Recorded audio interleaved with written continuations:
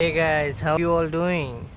So today I'm here with a brand new video and I'm going to show you guys how you can open the door panel for a Lexus LS430 2001 to 2006 model.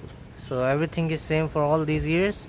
Just you need is a 4-head screwdriver and there are 3, 4, 5, 6 screws. That's it. So one screw is over here and one screw is under this part, one screw is here. um, where is it? Yeah, here. And 3 screws are down here.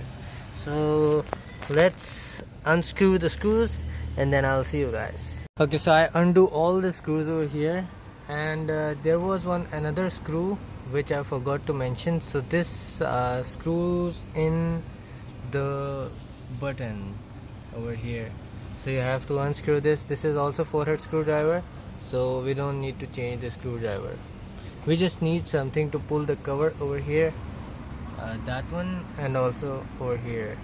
So for that we need something that is sort of plastic or flathead screwdriver. So now we just need to pull this upwards and then pull it out.